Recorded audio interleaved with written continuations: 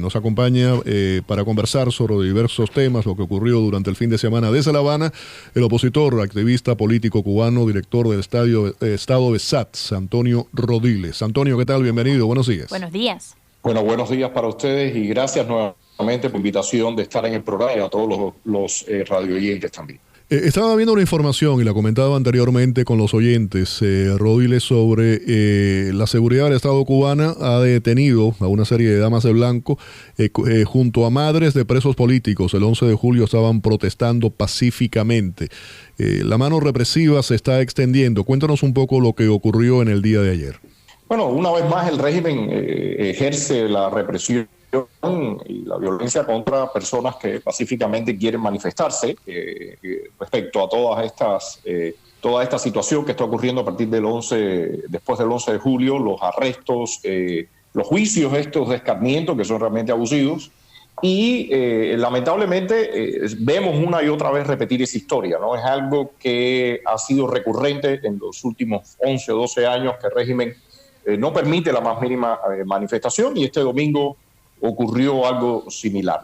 El punto acá es que, a diferencia de lo que existió hace unos años atrás, ahora hay centenares de presos en las cárceles y, por supuesto, centenares de familiares que están clamando justicia, ¿no? Esa es una diferencia en relación a otros momentos.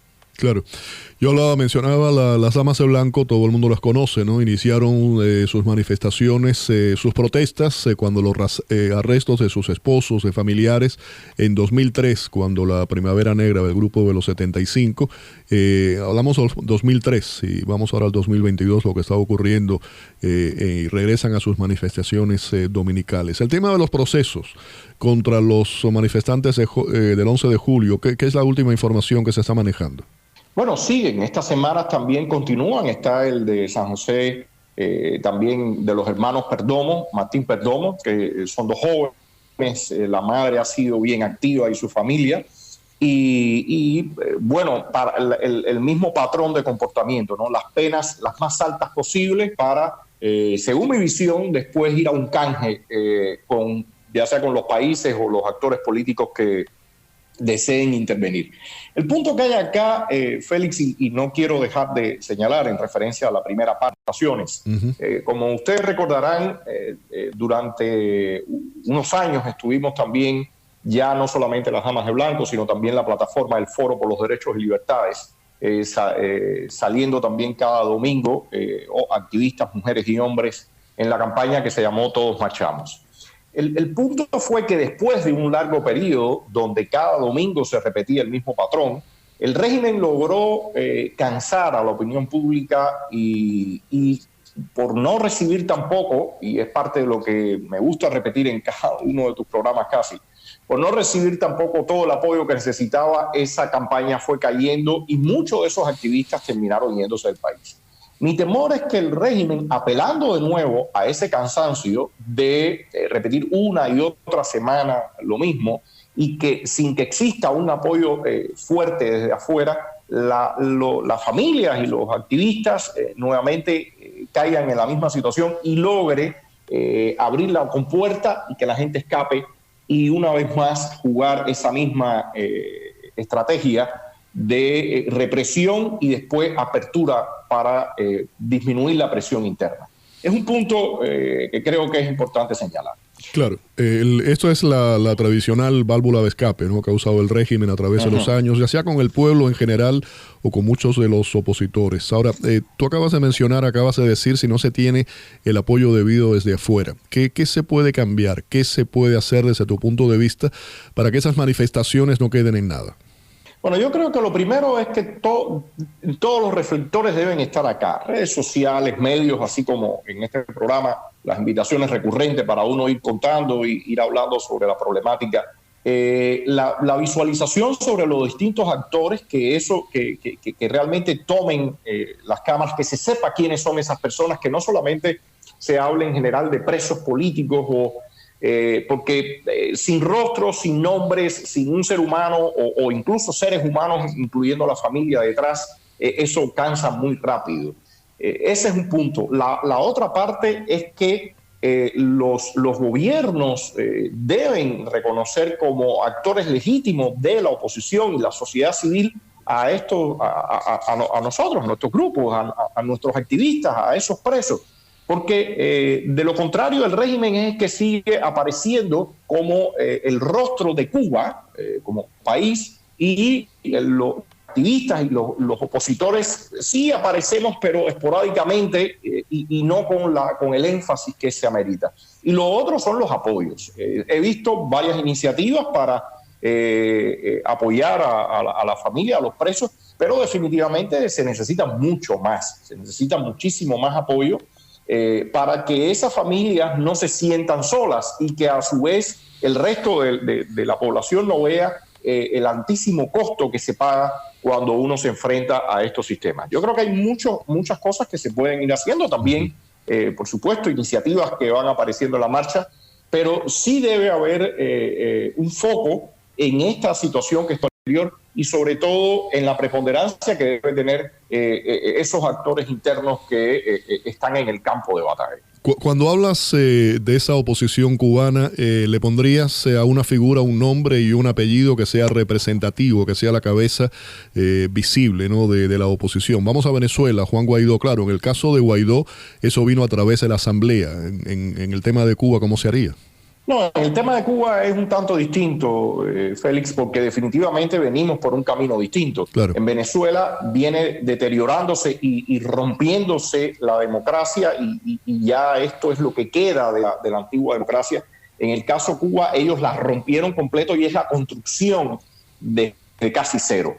En ese sentido, hay un mapa político que es otro tema importante de señalar. Hay grupos y eso se vio muy marcadamente cuando el famoso deshielo, donde hubo un sector que apoyaba abiertamente ese proceso y otros que nos opusimos, ¿no? Habían dos plataformas principales, una era la Mesa de la Unidad de Acción Democrática, MUAD se llamaba, y el Foro por los Derechos y Libertades. Entonces yo creo que dentro del escenario deben apoyarse esos distintos posicionamientos y a la vez eso irá permitiendo que crezcan estos grupos. No es un proceso nuevo. Por ejemplo, si podemos poner un símil, si nos vamos a la Polonia comunista de Jaruzelski, en un inicio habían varios grupos y varios sindicatos y demás, pero con el apoyo, Solidaridad fue quien despuntó y en un final terminó con 11 millones de miembros. O sea que el propio escenario y la realidad y el terreno va a señalar quiénes son los preponderantes. Y yo creo que ese es el proceso que debe ocurrir acá, pero sin partir de un momento donde debido a agendas externas se apoye a un grupo y no a otro. Y eso generalmente lo que produce son fricciones internas. Así que creo que es un proceso complicado porque definitivamente es un enemigo bien complejo y complicado, que es el castrismo, con mucha experiencia. Uh-huh. Pero si se usa lo aprendido en la historia, yo creo que el resultado sin duda puede ser positivo. Claro, hablabas de solidaridad y la cabeza visible era Lech Walesa en ese momento. ¿Consideras que con esta represión el régimen puede en cierta forma decapitar, reducir esas manifestaciones a cero? Sí lo puede hacer, o sea, lo hemos vivido en otros momentos, igual que también pudiéramos ganar. O sea, yo creo que realmente ahora mismo manifestaciones, lo que ha habido es la salida de la visita a algunas iglesias, algo que me parece muy importante, el papel que está jugando en los últimos tiempos la Iglesia Católica, uh-huh. También algunos sectores protestantes, pero me parece que tenemos que tener en la balanza que podemos tanto ganar como perder, y de ahí hay que también hacer referencia al escenario general. Miremos lo que pasó, por ejemplo, en las protestas de Kazajstán. El régimen le fue con todo y con la ayuda, incluso basándose en un supuesto tratado de cooperación, con la ayuda de las tropas soviéticas. Ya apareció un alto funcionario ruso, soviéticas no rusas, ya apareció un alto funcionario ruso diciendo que están dispuestos a poner infraestructura militar acá en Cuba. O sea, todo esto va tomando un tono un poco más oscuro, yo diría la situación un poco más compleja que quizás lo que se visualizó hace unos meses atrás o un año.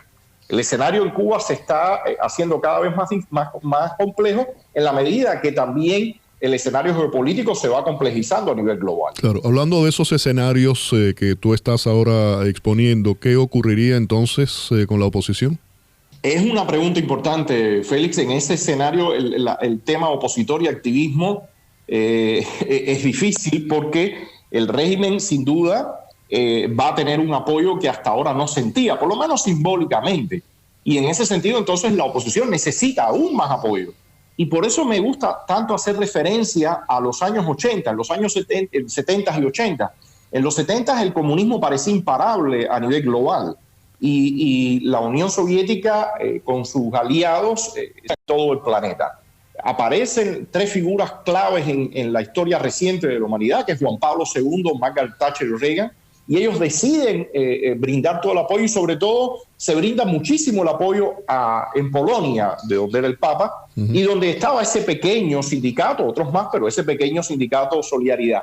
Pero todo ese apoyo realmente resuelto y fuerte llevó a que Polonia fuera la punta de lanza contra el comunismo y al final, después ya en el periodo con Reagan al poder, se doblegara y se terminara el comunismo. Así que creo que hay que aprender de la historia, hay que mirar lo que ocurrió. Y había algo fundamental que decía Reagan, que me parece que es muy aplicable en referencia a lo que estás preguntando. Donde quiera que haya luchadores por la libertad, esos son los aliados que tienen el mundo libre. Y a esos aliados hay que apoyarlos resueltamente, porque los enemigos hacen eso mismo.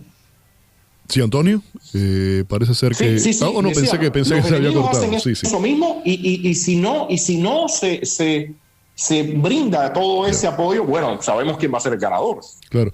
Estabas haciendo un análisis de la historia, ¿no? De lo que ha ocurrido con regímenes similares al cubano y hablando de historia. Estabas hablando de Margaret Thatcher, hablabas también de Juan Pablo II y hablabas, por supuesto, de Ronald Reagan en un momento importante de la historia, el colapso además de la Unión Soviética. Hoy día, la comunidad internacional, Cuba, el caso de Cuba específicamente, ¿tiene el apoyo de la comunidad internacional?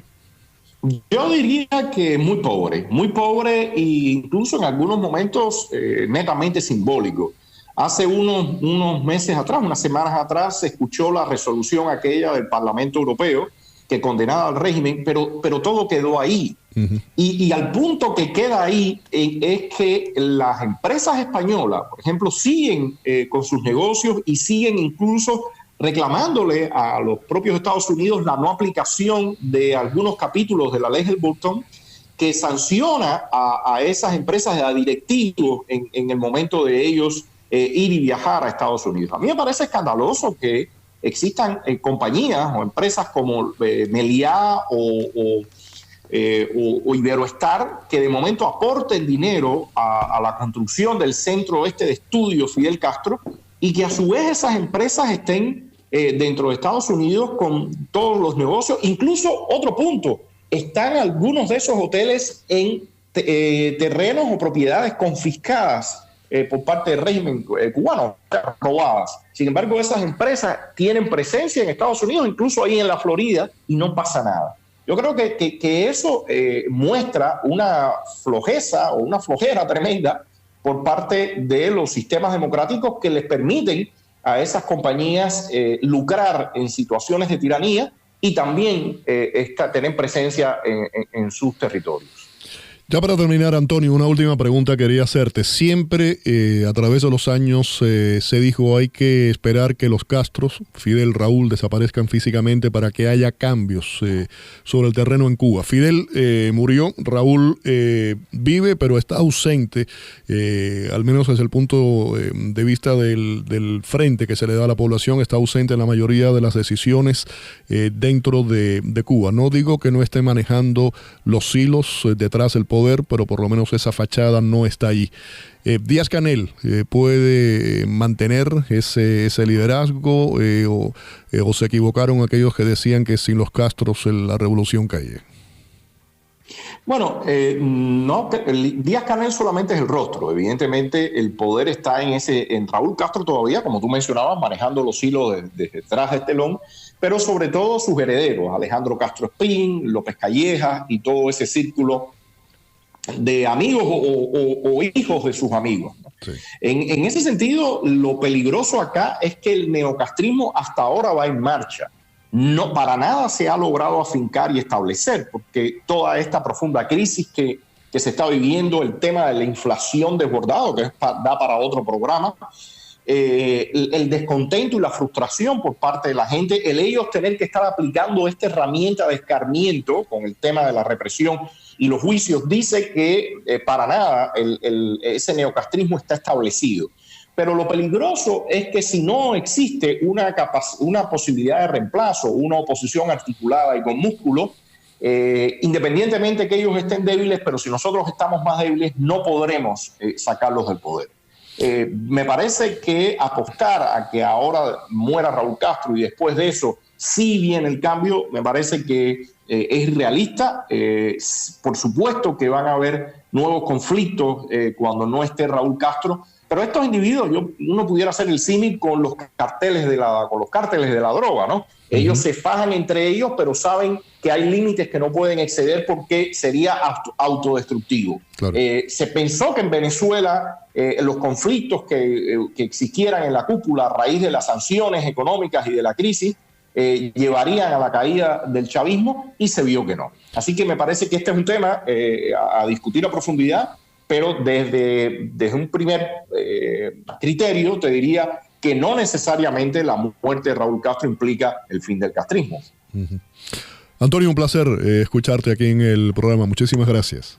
Gracias a ti y un saludo a todos por allá. Antonio Rodiles, opositor, activista político cubano, acompañándonos desde La Habana, 10:54. Para apoyarnos puede visitar nuestra página estadodesat.com y desde allí realizar cualquier donación.